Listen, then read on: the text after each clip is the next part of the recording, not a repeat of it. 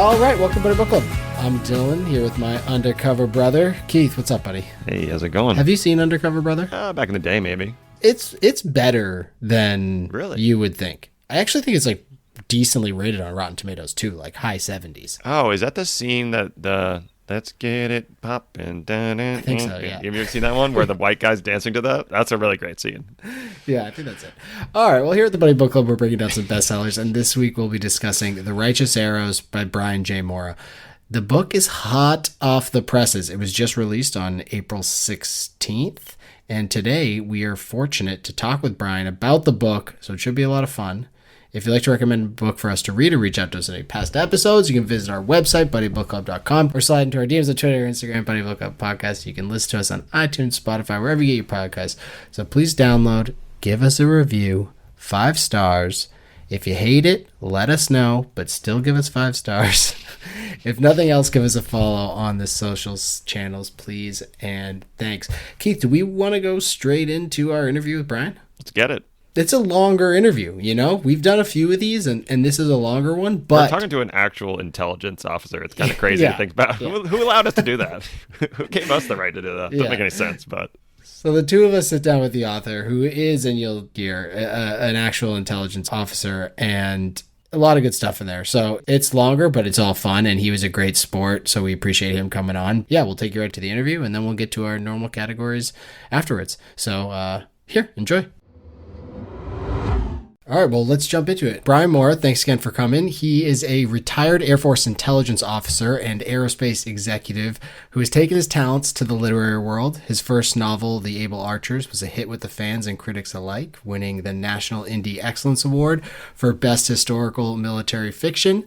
He is sitting down with us today to discuss his newest novel, The Righteous Arrows. Brian, welcome to the Buddy Book Club. Thank you. Thank you, Dylan. Thank you, Keith. Happy to be with you. Absolutely. So as a writer and kind of your writing career just taking root, were you surprised by the success of your debut novel, The Able Archers? Everything about writing books has surprised me, yes. It's been kind of a wild roller coaster ride, but was happy to see, of course, the positive reception that The Able Archers received. And I'm hoping for the same with The Righteous Arrows. And so far, it looks pretty good. So, yes, I was pleasantly surprised. Yeah, well, we both thoroughly enjoyed it. So I'm sure everyone else will. One thing from the book and your firsthand experience working at the Pentagon and being an intelligence officer, I noticed there's a lot of egos and nepotism seems a bit rampant in that community. Is that true to what the book was kind of portraying? And how frustrating is it to do your job while you have people that maybe don't have the experience or expertise somewhere else making decisions?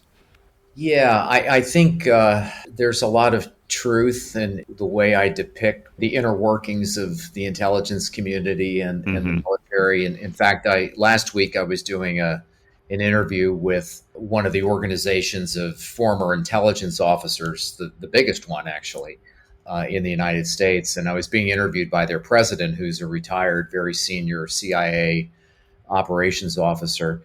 And he was talking with me mostly about The Righteous Arrows because it was the launch of the new book last week. And he really keyed in on, he said, I know every one of those guys that you're depicting. Yeah, I've met them. And he mentioned one in particular in The Righteous Arrows. Who Rand Bottoms? Rand Bottom, yes, yeah, of course. And he said, I know that guy. I've met hundreds of them. I think what you're getting at with your question also is one of the underlying themes of both books, both the Able Archers and The Righteous Arrows, and it's probably brought out in sharper relief in The Righteous Arrows, and that is this theme of disconnect between what people are seeing on the ground and what decision makers, policymakers back in Washington are doing based on their perception of reality. And that's something, again, that interviewer keyed in on in the book. He was an operations officer, so he spent most of his career overseas, and that's something that I wanted to make more of a major theme in The Righteous Arrows. So I'm glad you picked up on that. Yeah, Yeah. and even how it trickles down to the general public through media outlets. Even him picking up the Wall Street Journal at the end and just reading that op-ed piece or whatever. It's just like, oh, well, great. This is not at all what's happening, and I just came back from there. So Yeah, I'm glad you mentioned that little vignette because I wrote that purposefully to again give the reader that sense of disconnect and almost of living in a parallel universe. And I've had that sensation many times back when I was a younger man and back during my days as an intelligence officer, where you just get that sense that, oh my goodness, either I'm really, really wrong about things or the other guys, the guys back in cubicles in Washington, are just living in an alternate reality. So, for The Righteous Arrows, which is the sequel to your first novel, The Able Archers, with the two main characters returning for another clash, but it also acts as a standalone novel. Is it difficult to write a sequel while also knowing that some readers are going to be picking up this book without first having read The Able Archers? In a word, yes, it's a bit of a challenge because you want to try to strike the right balance between making references to the earlier novel without confusing the reader or making the reader feel like, well, I'm not really sure what's going on. I don't know what he's talking about. So what I attempted to do, and my wife, who's my editor, helped me a great deal with this, with The Righteous Arrows, was I tried to give it a light touch, allude to things and give the reader enough information in The Righteous Arrows such that if they had not read The Able Archers, they'd still be able to kind of get the nuance or get the reference and then, move on with the story that's in front of them. Yeah, and I think that was successful because we didn't have the privilege, unfortunately, of reading The Able Archers, although I will go back now and check that out. But the way that you did it, you could tell the relationship between Yvonne and Kevin was there, and it more made you want to go back and learn more about that. And I think it also helps for people, because I've read, sometimes you read a sequel, and after reading the first book, you realize the first 100 pages is just rehashing what had already happened in the first novel. And so that can be a bit frustrating, but I think you were, like you said, had that light touch here and were able to do that successfully. Yeah, well, thank you. I hope I did. You write in more of a first person and journal entry format. And at one point I had to go back and be like, wait, is this a fiction novel or is this? But what percentage of this book would you say is real or may have happened or, I don't know how much you can divulge there. He might have to kill us if he tells us. So yeah, right, exactly. And you as a writer, is it easier to write first person or third person, or how do you go about choosing that? Yeah, that's a very good question. When I started writing The Able Archers, the first book, which is also written in the same fashion and with the same format, essentially, I was into the writing a bit. I don't recall how far along I was, but I made the judgment that I think I need to write this first person because I want to put the reader right inside the head of these two individuals. And it's a little unusual to do first person narration with two characters. And that's what I'm doing, as you know, with Kevin Cattani and then with Ivan Levchenko. And I thought that it would honestly make it a little easier for me to write it. And then I also thought, more importantly, that it would give more immediacy to the reading experience, and it would enable the reader to kind of inhabit these two individuals and be right there in the room or whatever the setting might be with them. So that was why I did it that way. Much like The Able Archers, this is based on real events. So the history is accurate.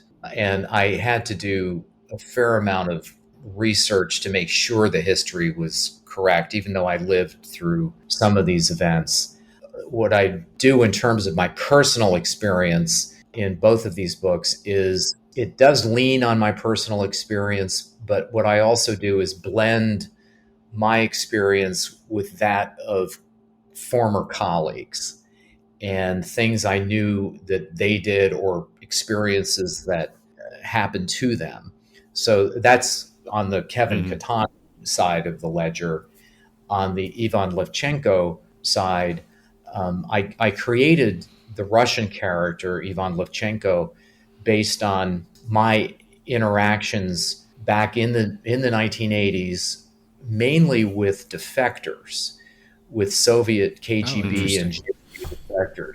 And so I got to know these defectors very well because we would spend lots of time with them. We would travel with them. We'd go out to dinner with them. And to an extent that was impossible with active, let's say, GRU officers. And GRU is Soviet military intelligence, I should point that out. KGB was the civilian intelligence and security service of the Soviet Union. We did interact in Germany, for example, with active duty GRU officers. And you picked up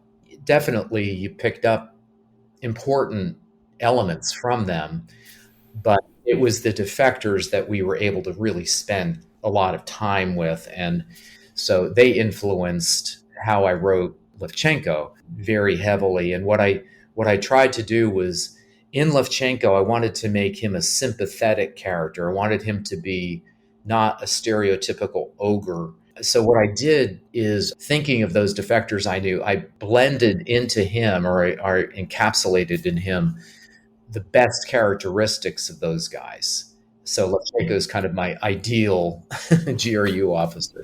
Including their affinity for American country western music? Yes, exactly. Yes. Have you gotten any pushback from the intelligence community, or if anyone's knocked on your door and said, hey, you can't have that in the book? Or is it, now that we're 30 to 40 years out, get a little bit more away with stuff? Well, both of these books have gone through the full, total 9 yards of clearance review with both the Department of Defense and the intelligence community. I didn't know that was a thing. Because even though I'm writing fiction, it's based on real events. And in both of these books, there are things I talk about that in some cases have never been discussed before openly. So I wanted to make sure the FBI would not be knocking at my door. Yeah, right. I wanted to get it was my wife. She's the editor. Yeah.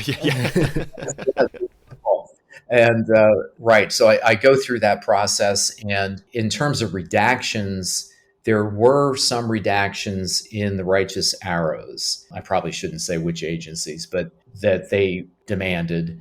Shockingly for me, in the Able Archers, one of the intelligence agencies held up the Able Archers for quite a few months. And then at the end of the day, they requested no redactions. They let me publish it as it was. And I did do some self-editing. I'd write something, I'd say, nah, I better not say that. And I would pull it out.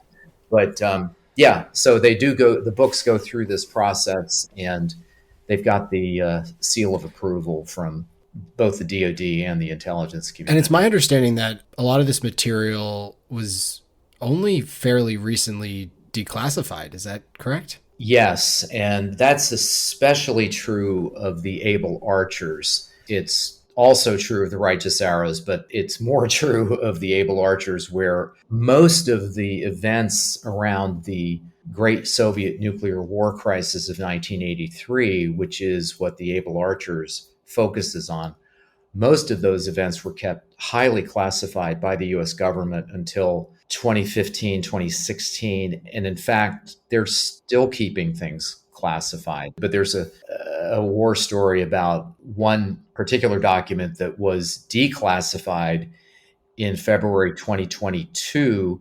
And then CIA sued in federal court to have it reclassified. And in October 2022, a decision came down from federal court reclassifying. How do you do that if the cat's already out of the bag? And that's what a friend of mine is a former director of CIA, and I asked him about that. I said, the internet exists. Yeah, right. Yeah.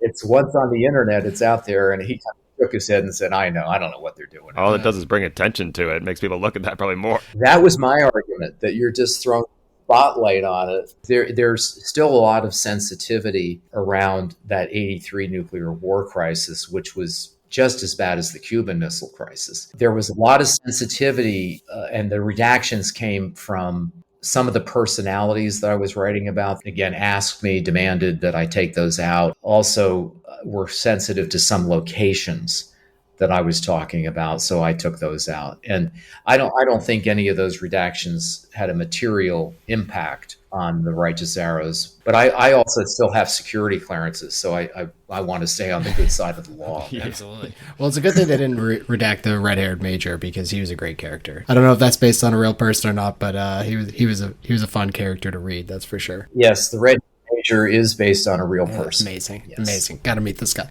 So one of the things I love about the book as well is the appendices. With all the acronyms that are inevitable when government and military organizations are involved. I mean, even on the 20 minutes we've talked, you've had to explain to us a couple, so I appreciate that. It's nice to be able to quickly reference them.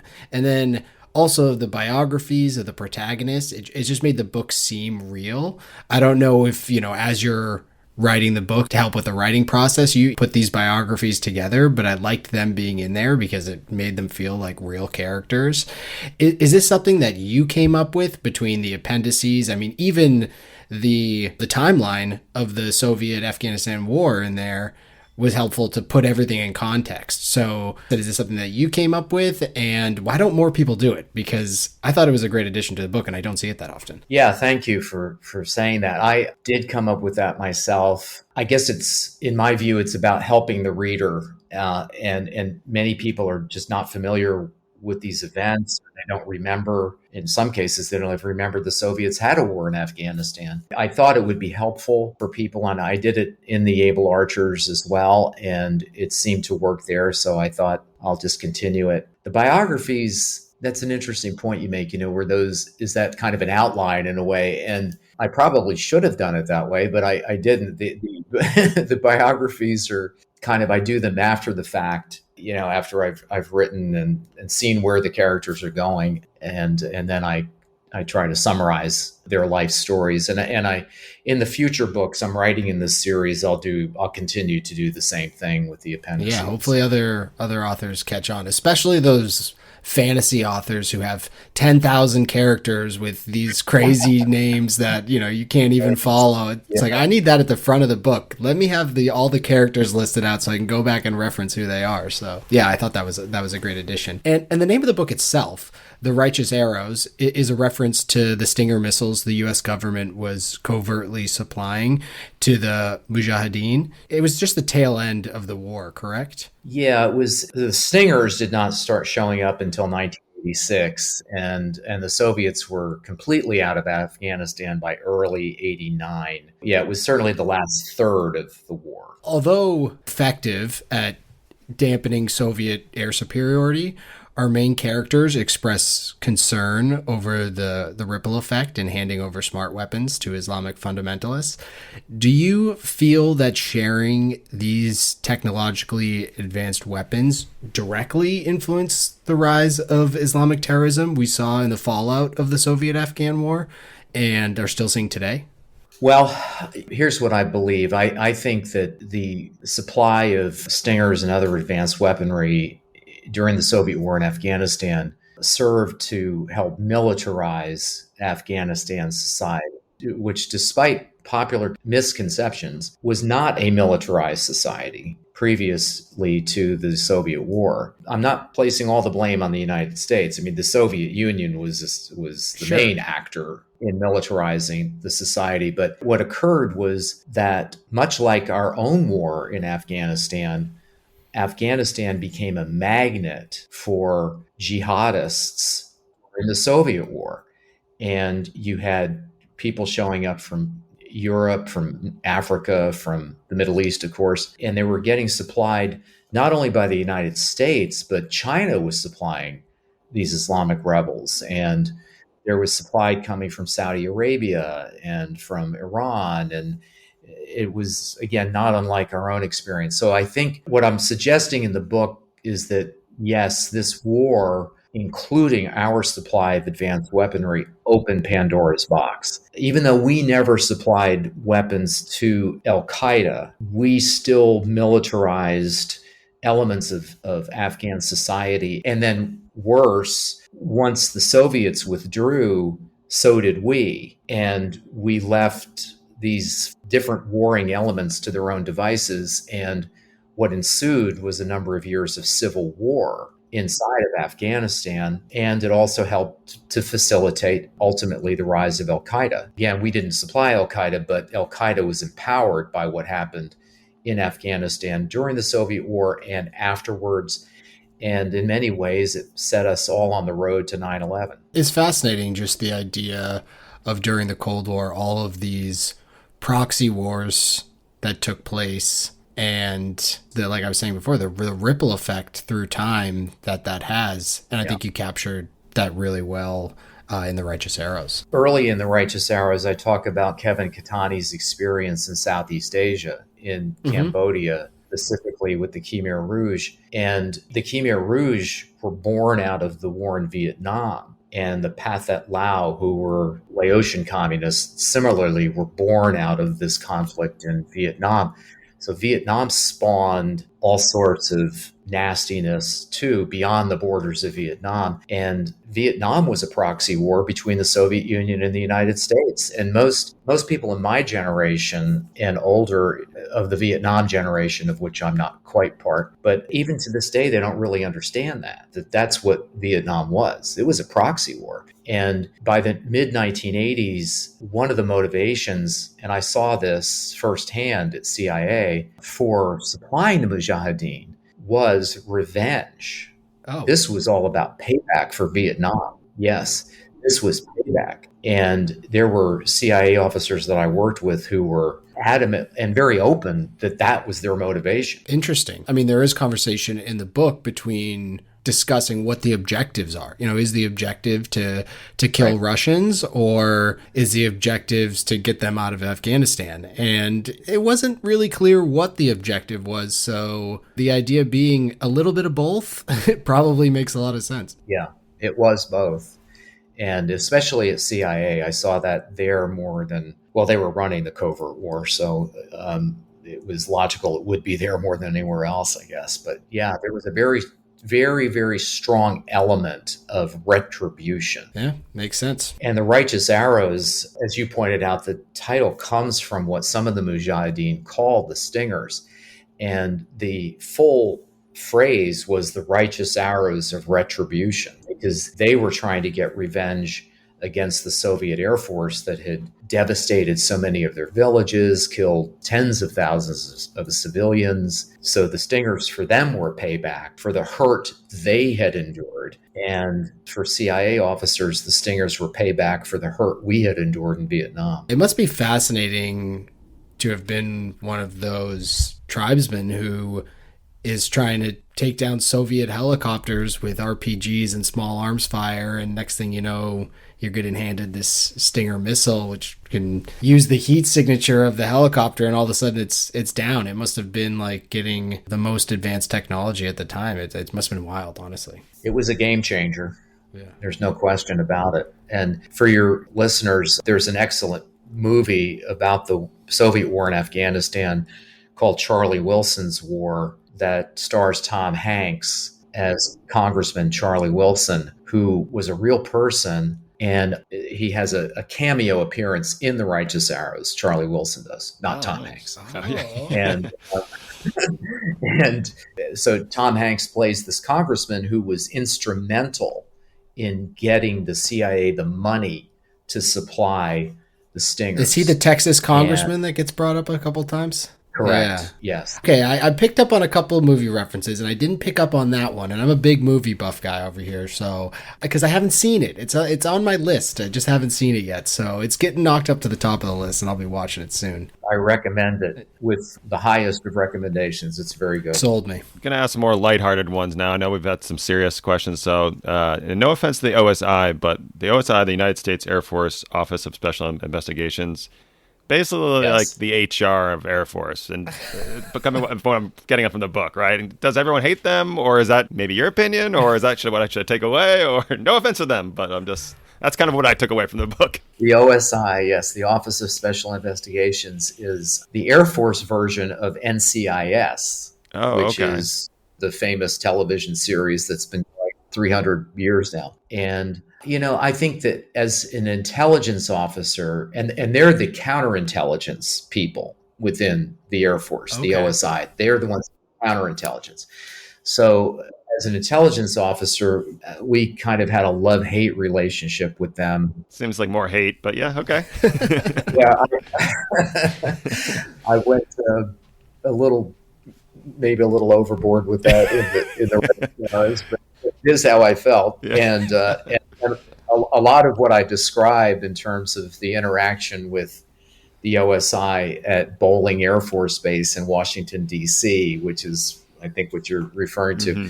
A lot of that actually happened. So I was kind of channeling things that actually happened. So they do a very important mission. And for any of your listeners who may be OSI agents or Yeah. have family members Let who us know. have been, Yeah, please, if they're out there, I wanted some reader emails about that.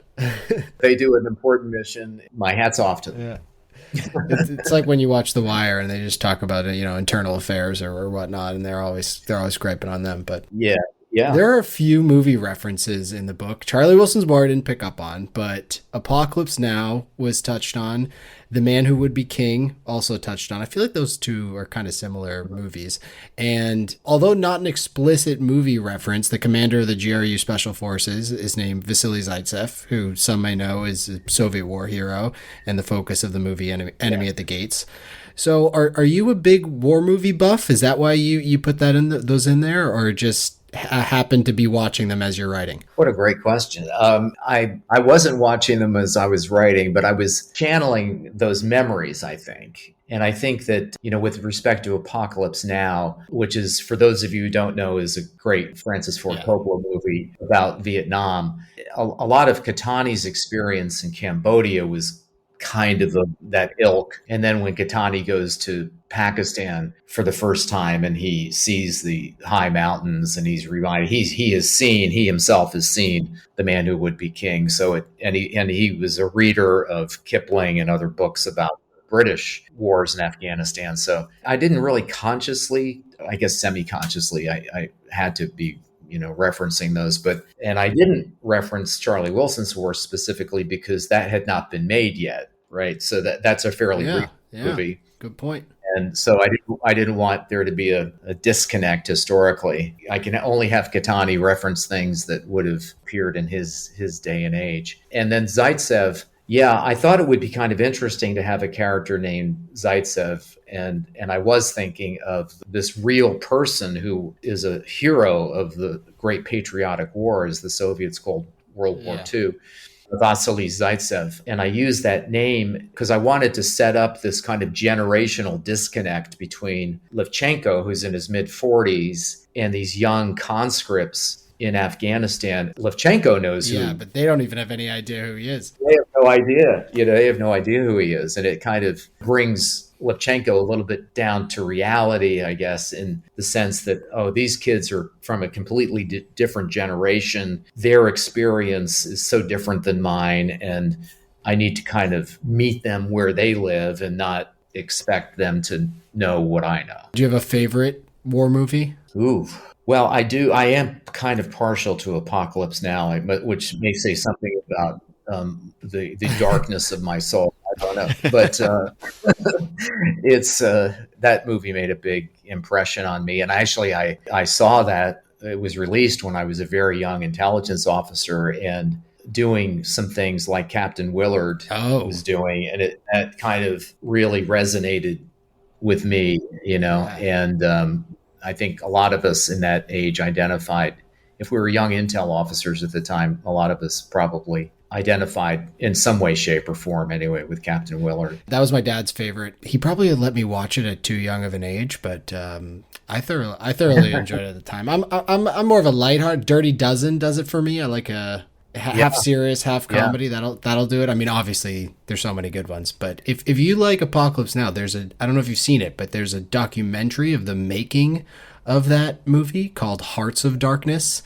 which is really good. It's crazy what they went through to make that movie. It's wild. It is. It's like they were going for it. Yeah, exactly.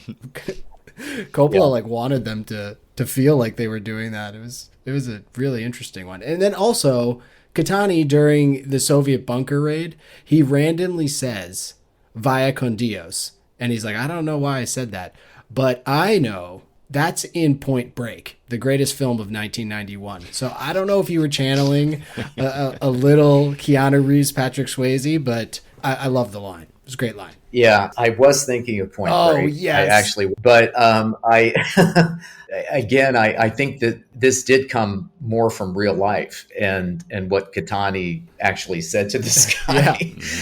To this OSI guy. And but I was actually thinking, that's from Point Break, isn't it? So good. Awesome. And I think it's from one of the Terminator movies too. I think Arnold Schwarzenegger's character. He does the Hasta la Vista, baby. He does. I think if Cattani said Hasta la Vista, baby, it would have taken you out of the moment.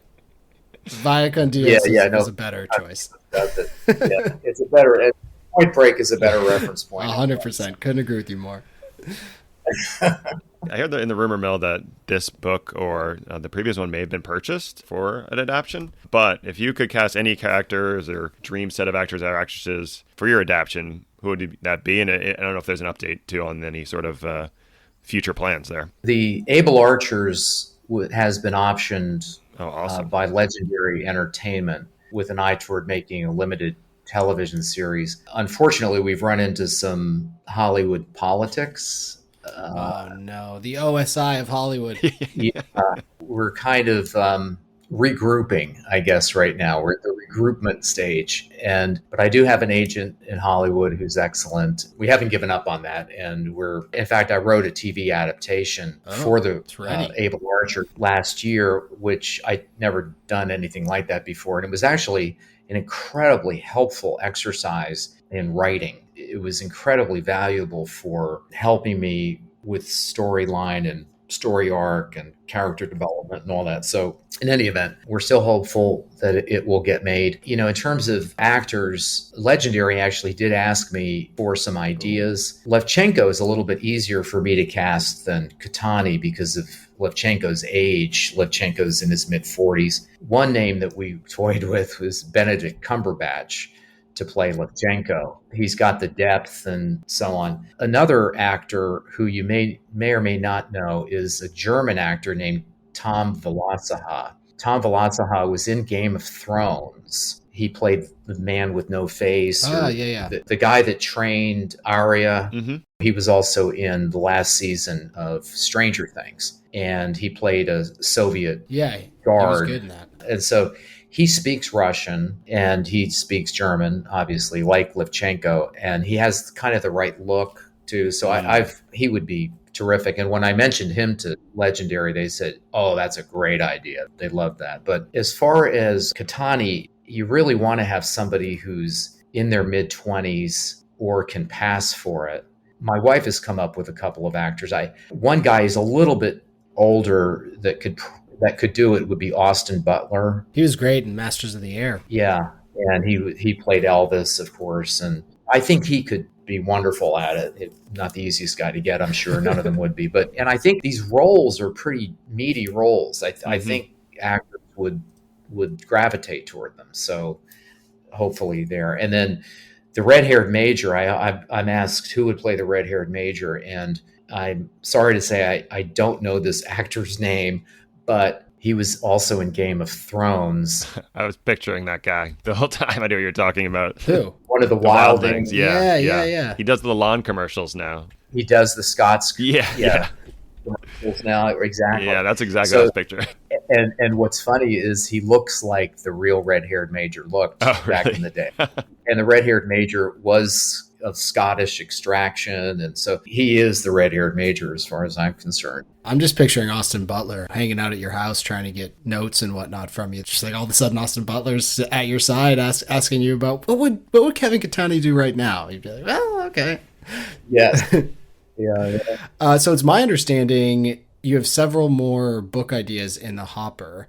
Are we going to see more of Kevin Cattani and Ivan Levchenko in the future, or are you pursuing other characters? Well, I'm doing both, but my main focus is the Able Archers series, as we're calling it. And the next book, I'm working on it. I'm polishing it up now. The publisher would like to have it a couple of weeks ago, and I'm not quite ready to give it to them, but I'm trying to get it into the queue so that it can be released next late winter, early spring, about a year after The Righteous Arrows, or hopefully a little less than a year. And yes, it's the same characters. And the big pivotal event in book number 3 is the fall of the Berlin Wall. The events leading up to it and the repercussions of it occurring and the impact that it has on the lives of our heroes, and which is pretty significant. And I am introducing a new character in book 3 named Vladimir Putin. Oh, And I hesitated to do that. I thought, well, that kind of looks like it's a little gratuitous, maybe. But I've actually been doing a lot of research on what the KGB was up to in East Germany when Putin was in Dresden between 1985 and 1990. He was there from 85 to 90. So he was there when the Berlin Wall came down in 89. I'm finding some really interesting stuff. And I've been interviewing former CIA and even MI6 British intelligence officers who served in Berlin then during the years leading up to and including the fall of the wall. And I think I've got a really good basis now to have a pretty juicy character in this Putin individual. That's kind of fun to write. That's book 3. And then I do have a manuscript for book 4. It concerns 2 pivotal events that happened in 1991. One was the Persian Gulf War, Desert Storm, as most people remember it by.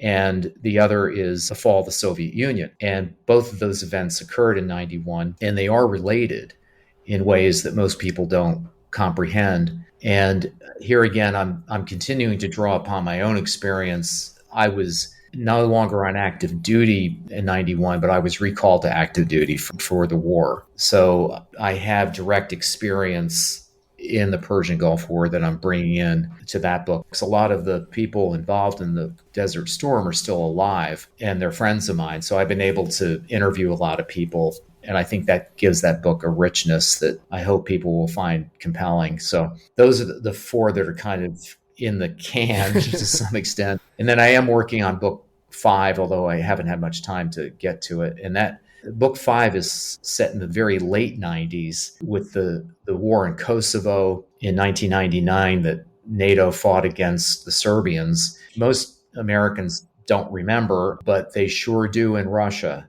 That war was cited in 2022 as a major reason for the invasion of Ukraine. And it still reverberates in Russian politics today. And Putin brings it up all the time. The book is really more about the rise of Putin and what it means for Levchenko and what it means for people in Russia and what it means for the United States. So I think that'll be one that hopefully people will find of interest too. And then I've got 2 more planned beyond that for this series. And then that may be it for the Able Archers series. But I am planning a total of 7 books eventually for the Able Archers series. Amazing. You got a lot of source material, that's for sure. And the characters are already fleshed out, so we're excited to see where it goes. And you're obviously with 7 books and already working on 3 more. You're a very busy man, so we appreciate you taking time to chat with us. Brian, it has been an absolute pleasure talking to you about your newest novel, The Righteous Arrows. Listeners can pick up that book wherever books are sold. And while you're at it, grab a copy of The Able Archers, pick one up for us, send it our way because we want to read it as well. And Brian, thanks again. We look forward to reading these next books. Again, thank you for the opportunity. And I would just offer one caveat to what you said about the book. These books are not widely available in bookstores, unfortunately, but they are available at Amazon and bookstore.com and booksamillion.com and barnesandnoble.com. So they're available at all those major online sellers. I mean, who are we kidding? That's where everyone buys their books these days anyways, right? Yeah, so there are ample places for people to find them, I think. And they can also go to my website where I have got direct links to those booksellers. And my website is just brianjmorra.com. Yeah, and tons of other great information on those websites, whether it be interviews or reviews or stuff that you've put on there about the books, some background information. So yeah, if you're interested, definitely head to the website as well. Thanks again, Brian. We really appreciate you coming on. Thank you very, very much. Really enjoyed it. All right. Thanks again, Brian. We appreciate you coming in, and I hope everyone stuck around for the whole interview, because honestly, talking movies at the end with people who are in the intelligence community or military or asking doctors what their favorite doctor movie is, I love that stuff, because I always wonder, we all love media, we all love entertainment. So when you're pouring a glass of scotch on a weekend night, sitting there with the wife and a bowl of popcorn, what are you going towards? What's the movie? We're all the same once everyone gets down on the couch and watch something good, So we're all equal. Exactly. 100%. Once we're sitting down on the couch, we're all equal. I like that idea. All right, Righteous Arrows, Keith, stock up, stock down. What do you got for stock up? Stock up TPS reports. Obviously, this is a reference to Office Space, but making a mistake in Office Space and having to report to 3 bosses actually doesn't sound that bad after reading this book and the intricacies and the overarching bureaucracy of the government, where Kevin will do something and that wasn't great, and they're like, all right, now you got to go talk to 15 different people. We got to fly you out over here. You got to go to this place. It's like there's no such thing as sending a letter and. Yeah. He has to respond to 15 different departments. It made the TPS reports and Office Space not seem that bad. So stock up on those. For those that haven't read the book, shame on you, because it's been out for 10 days. So get your shit together. No, they're in Afghanistan during the Soviet-Afghanistan war. And they're talking about something just went down. All right, so you're going to fly back to D.C. and then you're going to get debriefed. And then tomorrow you're coming back to Afghanistan. Yeah, it's crazy. What? Pick up a phone, people. What's going on here? Can't we just have a Zoom meeting? Maybe stock up should be Zoom or something along those lines, because we could settle this all pretty quickly. Granted, I know that there's, secure lines that are needed and all that stuff. Also, it's a 15-hour flight, and that's on those big military planes that they have to stop at a bunch of stops, it sounds like, and it's the most uncomfortable. Can you imagine? Oh, I would be so upset. Honestly, it sounded pretty great to me. What? I know. You're not bringing a DVD player, a laptop on the plane. You're just sitting there with your thoughts for 15 hours. Well, you could have a book. Well, the lights in there. Have you ever seen those things? They're just hangers. There's nothing. There's no comfy chairs or whatever. It's just dark. You're just sitting there. Yeah, but it's wide open. It's the same as the plane on Con Air, for those that aren't familiar with what we're talking about here. But there's no one else on the flight. So it's your flight. Yeah, I guess that's true. And it's 1986. You get 2 packs of ciggies and you're good. Good point. You're just chilling there, ripping heaters. If I was in the cockpit, I'd like that. I'd be good with that. Just chilling in the cockpit. I mean, they're smoking cigarettes in the cockpit back in the day too, so we're good. I mean, they're drinking probably. They're having the time of their life. But my issue with flying is just that there's so many people on top of me. Yeah, that's true. That's a good point. So in this situation, it's it's not even a row. You have the whole plane to yourself. You could play flag football back there. I think having one other person that's pretty chill on the flight with you is really all it would take for me to be yeah, it's not too bad. Although it is freezing because there's no of those amenities. But my first stock up is tube technology. No. Okay. Not the tube technology from Mario Brothers video games or Tenacious D albums, for those in the know, but the tube technology that allows for a single man on the ground to effectively take out an armored military aircraft. That's what I'm talking about over here. Because that's what Stinger missiles are. And I kind of talked about this in the interview, but it just kind of blew my mind. And if you look at the cover, I was going to ask him about this, who decides on what covers of books should be. It just kind of blows my gourd that a single person who is just slightly trained in the use of this shoulder-mounted surface-to-air missile launcher can take out the biggest piece of helicopter technology. It's armored, it's a gunship. The thing can do everything. It can transport people, it can kill lots of people, and just one guy with a shoulder-mounted rocket launcher who's read the manual can pull a trigger and take that helicopter down, which also has a pilot who has presumably spent hundreds of hours training on this thing and in theater time. The use of technology in warfare, it blows me away. And we talk about Dan Carlin a few times on this podcast, but he's a big history buff and talks about things through history. But it just seems like governments and cultures that create these huge shifts in technology, like they're eventually going to even out once everyone gets their hands on them. But there's this brief moment where it's like, oh, holy shit. And it feels like we're witnessing that through this book. I thought that whole thing was pretty wild. Yeah, it was a leveling of the playing field. Yeah, to your point, it's just like, okay, they just pressed a button and they just shot down a helicopter worth like $50 million. Yeah, I was doing some like research myself on this, and it said that during the first 100 days that the U.S. had started giving Afghani tribesmen these Stinger missiles, in the first 100 days, they were averaging one downed aircraft every day. That's crazy. So for the Soviets have air superiority over Afghanistan. It's like, all right, it doesn't matter. We can fly wherever we want. We can do whatever we want in the air. And they can shoot an RPG here and there once they'll get lucky. But, it's not something that's really going to hurt us. And then overnight, things change. It's just so wild to me. What else do you have for stock up? Stock up, having red hair. Oh, gingivitis. Red hair people get a lot of shit. My brother has red hair. I feel like it's kind of an open season. I know South Park did a whole thing on it. I don't really get it. I feel like it's kind of mean-spirited. 100%. Of course it's But this book, it puts on for red hair people. I also thought at one point Kevin, they said, had fair hair or red hair too. So I was like, wait, so do both of them have it? Obviously, the redheaded major, probably the best character. I mean, I'm going to spoil my favorite character, but him walking into that meeting and with the OSI guy, I fucking love that. That's the type of stuff that gets me off. I mean, what? Was that when he walked into the meeting that Kevin was in and he was just like, get the Jag guy out of here? Yeah, he's like, get this guy out of here. And he's like, who are you? He's like, it doesn't fucking matter who I am, all right? Like, I loved it. But yeah, thought it was a good character for redheaded people. Hot take. Yeah. I agree that we do slight the gingers, and I will continue to do so. No, I'm just kidding.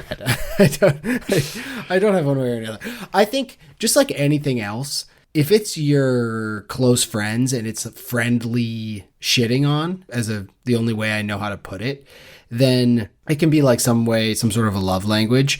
If you're just talking about other people like that, then check yourself before you wreck yourself, because it's just rude. You're just being rude. You probably have some of your own issues that you got to deal with. You don't want to get beat like redheaded stepchild, right? All right. Yeah. All right. Well, we always make fun of my little brother because he's one of those people, and maybe he's just at that age because he's 20 years old, but he'll make fun of people just for whatever. And I think it's because he's balding. And it's hitting him hard, and he doesn't defense mechanism. Yeah, exactly. Yeah. He doesn't know what to do about that, so instead he turns that onto other people. That's tough because you have luscious hair, right? I know. Yeah, that's a shame. Yeah, it really is. And I'm also just kind of picking on him right here because I love him, and he's really not that mean to people. He's a wonderful person, but you just see those things happen. My second stock up is DSB. Are you familiar with DSB, Keith? No. Well, if you look in the back of this book, there's a glossary of terms. And I was going to ask him this, but I was like, I can't. I honestly cannot ask him this because they might have railroaded the whole thing. Because the glossary of terms is like CIA, what it is, DIA, what it is, GRU, what it is. But DSB wasn't in there. But our friend, the red-haired major, is talking about DSB. It's deadly semen buildup. So it was another piece of gold from the redhead major. He was talking to Kevin Cattani. He was like, hey, you got to get it together. Like, are you suffering from DSB? And he's like, what are you talking about? It's like deadly semen buildup. You need a release. Mm-hmm. Yeah, once again, like I said, my mother listens to this, so I probably shouldn't even talk about that. But you know what? I'm here for the people. I do it for the people. But I thought it was hilarious. And especially after talking to Brian Morra, the author, and also seeing his picture on the back of the book. I just picture him sitting down to write this chapter and putting DSB down. And I'm sure this is something that people have said back and forth and he thought was hilarious. And so he just put it in there, and I appreciate that. So, stock up DSB. Yeah, let's go. Let's jump. Talk down being attractive. It doesn't sound great in this book, and I'll stick with my current attraction level, I guess, of not being very attractive. But anyways. Oh, Keith, you're beautiful. I wasn't reaching for a compliment there, but please tell me more. But Lydia, by all accounts, is like kind of a super smart, speaks Russian, set on this mission. But like every single person is talking about how good looking she is. Holy shit, who's this girl? She's like turning heads left and right. Yeah, she's like Jessica Rabbit. Yeah, that's a great comment. Yeah, she just sticks out like a sore thumb, especially in like the military community where it's probably mostly men. They're on a military base after this terrible thing that went down, and she's dressing provocatively, which, hey, by all means, girl, you do whatever you want. It is your figure, your body, strut. I'm not telling you not to do that. I'm just saying it's an interesting place to decide to do that. But it's also good because of like, if I were attracted when I got drunk and tried to hook up with someone that has a significant other, and then like they turned me down and I started like throwing stuff at them and like getting all moody, and then the next day I held that grudge. No, that would never happen. What happened to me if I ever did anything like that, I would have the absolute worst Sunday scurries. I would have the worst anxiety of all time the next day. I would not be able to look that person in the eye forever. But she kind of like held stand pat. I was like, I don't know what are you angry about? It doesn't make any sense. Yeah, I get if something happens and you're stone cold sober and you felt like you were slighted. But if you get wasted and push yourself onto somebody and they do not consent and they say, no, thank you, then the next day I am feeling the most shame I've ever felt in my whole life. I would do anything to not see that person for the rest of my life. Right. Yeah, of course. And she just holds it. She holds that grudge, which maybe that's respectable. You know, maybe she's like, no one turns me down before. This guy did. That's some bullshit. So yeah, I respect it. It's one of those like, I hate it so much that I respect it kind of energies. Right, fair enough. And it obviously worked because Cattani, though, you know, as he's getting shot at in Afghanistan later in the book, he's not thinking about his ex-girlfriend who is also stunning. He's thinking about this woman who he turned down in a hotel room after an encounter with some Soviets in a bunker. My first and only stock down is the sport of lacrosse. Ooh, so yeah, it took a couple hits. Our friend the redhead major, he says lacrosse is for pussies, and I, as a high school lacrosse player and captain of my lacrosse team, and I didn't know that. most points scored on the team in 2004, 2005. Yeah, I had my good times with the spoon. But I had to take a long look in the mirror after hearing what the redhead major said. Yeah, totally. And yeah, I concluded that I am indeed a pussy. So he's right. Definitely. I swam, but you're definitely the pussy, for sure. Yeah, you're shaving your armpits and swimming for aerodynamics. For sure. Yeah, stuck down lacrosse. Although, like, they were talking about this guy who's like a Syracuse lacrosse player or whatever. I mean, Mitch Rapp is a Syracuse lacrosse player, so what are we doing? Yeah, I was about to say, exactly. I was going to say, you know who also is a Syracuse lacrosse player? Yeah. Mitch fucking Rapp. I hope they're in the same universe. That'd be great. It would be interesting. But I was able to sleep because as I was crying myself to sleep thinking I was a pussy, I was like, wait, wasn't Mitch Rapp a lacrosse player? Yeah, there you go. We're back. Yeah. We are back. Do you have any other stock downs? Last one, just quick. Being too big for your britches, stock down. I don't really know what that means, but you know what it means. This relates to my ego question I asked him, but it seems like too many people are just like, no, you messed up. It's like pointing the finger and getting angry at people. And this happens from a lot of other books we read in like the military community. So I don't know if that's just what's going on there, but it seems like just being a nice person seems to get you a long way. And I did appreciate at the end, both Kevin and Ivan, good dudes, got promoted. So that's the world I want to live in. Yeah, it was interesting at the end when it's like, all right, you get a promotion. It's like, oh, wait, what? Like 3 years early? Like, oh, really? That must be nice. And then it's like, oh, what's Ivan up to? It's like, oh, he got promoted. So, you know, I guess it's stuck up to all the people that are just out there working hard and putting their head down and not looking for promotions, you know, as opposed to those bureaucratic dingbats who are trying to screw things up in hopes that they'll be seen in a meeting, or like just people that decide to talk in a meeting because they want to feel important, but really the important people sometimes are the silent folks. That's the way it is. Did you have a favorite scene in The Righteous Arrows? I already mentioned like the conference room with the OSI guy. I thought that was hilarious, the Redhead Major. But I also really did like the helicopter battle when we got both perspectives, both Ivan and Kevin's side of like what was going on. That was a cool thing to see. I agree. It was also the like only real action sequence outside of a little Vaya con Dios early on in the bunker.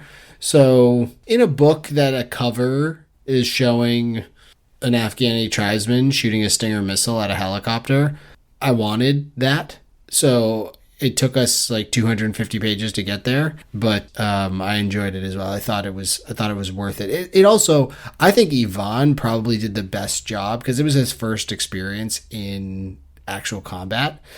And I think his perspective was super interesting because he's just talking about how you can't see anything. It's like, I have no idea what's happening around me. It's just noise and dust. And I think that's probably one of the more accurate representations of a battle that we've read in literature. Yeah, he thought it was going to be Henry V Shakespeare-esque, and he's like, what is going on? This is not what this is. Yeah, he's like, this is just chaos, and somewhat controlled chaos, but it's chaos nonetheless. And I mean, granted, I have never been in battle, and I thank all the people that do that on my behalf, so I can be a pussy and play lacrosse. But, but I thought it was probably a pretty good take. Especially, I mean, we talked about this on another one that I'm reading, that war book, Sebastian Junger, and a lot of that kind of same vibe flows through there. So I thought it was interesting. Keith, Righteous Arrows just came out. What'd you love? Felt like I was reading somewhat of a history book because he referenced it. He's like, probably people don't know a lot about this war. And I was like, that's me. I don't know anything about the Afghan side of the Russia thing there. That's an interesting take because honestly, the only thing, but there was a like post 9/11 book that came out that was like a graphic novel of the situation that happened to get to this point. So it was interesting because it went back to the Soviet-Afghan war, and it's a graphic novel. So I like looking better than reading. So I was able to just like look at pictures and also read along. But I had no idea. And granted, I was 14 at the time, but I was like, wait, what? What happened? We were given ammo to who? These people that just killed, all these people in New York? What the hell's going on here? So the other thing I liked is the action stuff. I already referenced that as my favorite scene, but it all kind of meshes with the hate. But I wish there was more of it, honestly. I know like that would probably make it less realistic, and he wanted to make it grounded in reality. So I appreciate that. But honestly, I was like locked in when anytime they're like the battles or any times like in the field was going down. Yeah, I agree. And I loved the idea that he, as in Brian J. Morra, the author, has the ability to write a nonfiction book about all this stuff. And he can give a lot of references and everything like that. And it would be boring as all hell to read that. So he decided, smartly in my mind, hey, if I'm going to talk to these idiots out there, and these idiots is you and me, then why don't I make it around a story? That's going to be the best way to do it. Let's create some characters, and then I can feed them history facts as I'm also telling a story. Yeah. Which is the best way to do it. So I love that idea of deciding to do a novel, but then teaching us stuff, because I learned stuff from reading this that I would never have known before. And will I go around telling everyone that this is all true? Absolutely. Yeah, correct. I'm going to say I read a nonfiction book about the Soviet-Afghan war because I'm that smart. But so I was a big fan of that, and I think that's probably a great way in general to get young people or dullards like ourselves interested in stuff they might not otherwise be interested in. Let's get into the hates, baby. What did you hate? Well, I hate the fact that I now know that if you leave a body bag unzipped or zipped all the way, that the pressure will make that body explode. I didn't want to know that. I didn't need to know that. No, I think the pressure makes the bag explode. No, I think the gases in the body explode. I don't know. Well, I know that can definitely happen, as we've seen here in Cape Cod when a whale gets up, you know what I mean? The dead whales come up and then their bodies explode. So I think that can happen, but I think it was more about like the bag itself blowing up. But then when the bag itself blows up, like all of the all right, either way, the bodies are blown up. Yeah. Let's just go with that. Yeah. My biggest gripe was that I didn't, as much as he wanted to make a story out of this, I didn't think the storylines involving any of the women made any sense whatsoever. And I'm sorry, Brian, I really hate to dig on you like that, but it just seemed like they were kind of forced in because Sandy, let's use her for example. Kevin's wife or girlfriend, excuse me. She is half Japanese and half black, and he knows his dad is super racist, but she's wondering why they haven't met his parents after 4 years. And at no point does he say, well, my dad's a super racist. He's a loser. You can sugarcoat it in the sense that he fought in the Pacific Theater in World War II. You know, he's probably got some serious PTSD, but at the same time, he's still a piece of shit. And at no point does he bring this up during their relationship. And then he goes and meets his parents before meeting Sandy. He doesn't decide to tell his dad then that she's half black and half Japanese. He waits until his dad meets her, and then they meet. Obviously, bad things happen. And then afterwards, he's like, yeah, we should probably just break up. That makes the most sense. Well, she broke. She was the one that No, broke whatever. off, she broke up with him. And then he's like, yeah, you're right. As opposed to just apologizing and saying, we don't need to ever see those people again. I love you more than I love them, because he obviously doesn't care about them. I think he was thinking about Lydia. I think that's what it was. Yeah, it was almost like he didn't want to be... If we talked to Brian again and we could have a kind of a little more open conversation, and he was like, oh, Cattani didn't even want to be with Sandy, like he was looking for an out, then that is a smart play. You know, I turned my whole story around. Yeah. But in general, it didn't seem like it made a lot of sense. He should be like, why don't we ever see them? It's like, because my dad's a racist and I love you, and that's all that matters. One other thing, too, for me was that Ivan keeps on being like, I think they might bring stingers. They might bring stingers. And they're like, all right, there's stingers here. And he's like, I got to devise a strategy. It's like, bro, you've been thinking there are rumors of this the whole time. I like Ivan, but start doing some planning, maybe. Start thinking about what you're going to do. You know, if you think the rumors are true, maybe start doing some strategy differently. Yeah, so you're saying the Soviets at the time didn't know if the U.S. were supplying stingers, but he thought they might be. And then once the helicopters get shot down, he's in defense mode, like, oh, we got to figure out a tactical plan to how to evade these stingers. It's like, wait, you haven't been thinking about this for years? If he was like, holy shit, what the hell is this rocket that's hitting us all of a sudden? It'd make more sense. But instead he was like, oh yeah, stingers, they're here. I know what those are. Righteous Arrows came out last week, really. Would you recommend it to our listeners? Yeah, I think if you like history and you want something that's kind of in the, I would say like the mid-rap realm, but more history-based and more real, I think this is one. Yeah, this makes a lot of sense. I totally agree. It was honestly a quick read. It's 300 pages. It's on the verge of a beach read because it is a story. It's not like dense history. It's just set in a time that we're not, as Americans, I think, that familiar with. And so it takes an interesting perspective and also teaches you a little bit about that, while also telling a story about two people and from two perspectives, you know, from the Soviet perspective and from the U.S. perspective. And I think the first person makes it more of a beach read for whatever reason. That just makes it easier, I think, to consume. I agree. Yeah, I think this is something that I would pass around to like my dad or my stepdad. Is like, oh yeah, you know, here it's on the bookshelf. Like, you're in town, like give it a read when we go down to the beach. And they would probably be like, oh, this is very good. And I would say, I'm glad you liked it. Good story.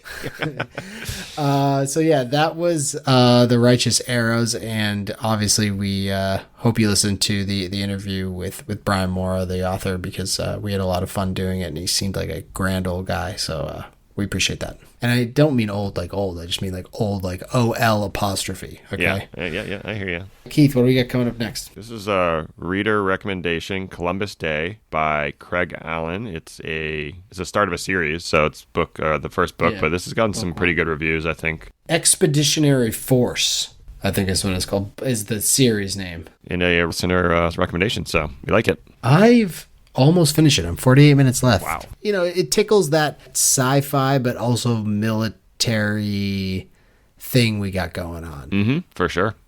And there's an interesting AI character who I'm excited to talk about. All right, well, that was Righteous Arrows. Thanks again to Brian for sitting down and chatting with us, and we'll catch you guys next time for something that will also be military related, but definitely not historical in Columbus Day. All right, Keith. Hey, you rest up now. You had a long day going to Vegas and back. We appreciate you doing it for all of us out here at the Buddy Book Club, though. All right. Bye now. Bye now.